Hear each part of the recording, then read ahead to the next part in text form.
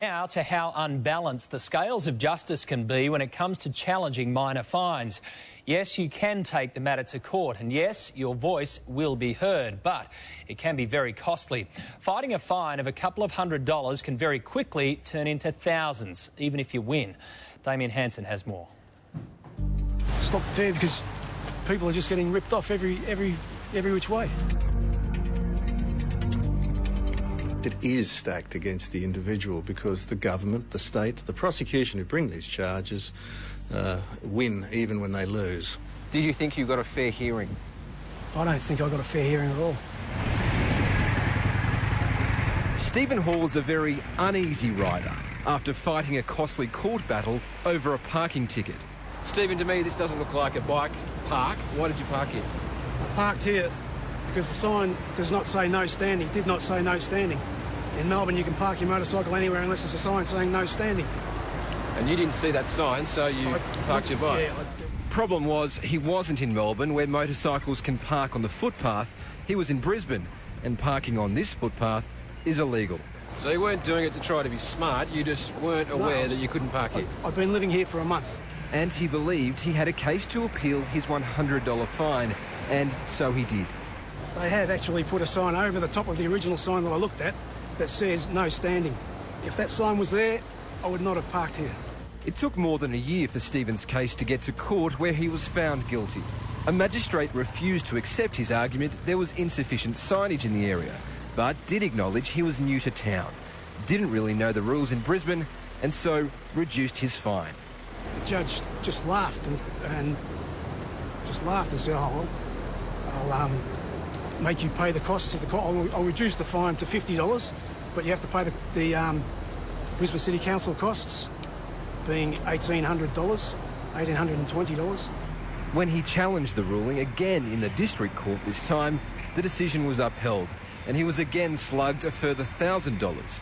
His $100 fine blowing out to $2,800.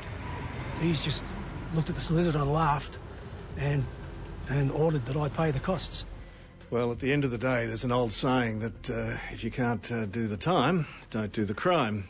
In this particular case, if you can't afford the costs, one perhaps shouldn't defend. Veteran criminal lawyer Bill Potts says it's a question of whether the juice is worth the squeeze when it comes to challenging fines through our courts.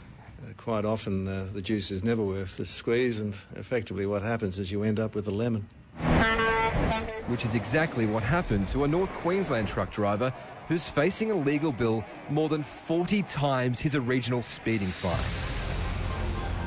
Police allege the Leadfoot truckie was clocked driving the Kennedy Highway at Kuranda, 30 kilometres northwest of Cairns, at 93 kilometres an hour in an 80k zone.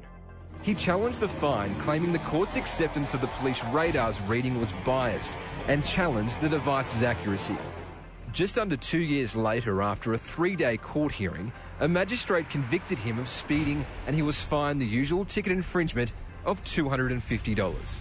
But he was ordered to pay the prosecution's costs of $7,209.13. Again, he wasn't happy with the judgment, and he appealed, this time in the district court. Again, he lost, and was ordered to pay a further $1,800 in prosecution costs. So convinced of the radar's inaccuracy, he again challenged the court's decision, this time through the Queensland Court of Appeal, where he again lost, and even more costs were awarded against him.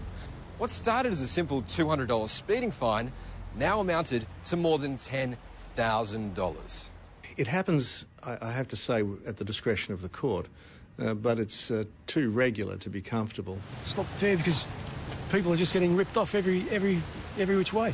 Quite frankly, people make often a financial decision not to defend matters simply because of the expense of it. Coming up...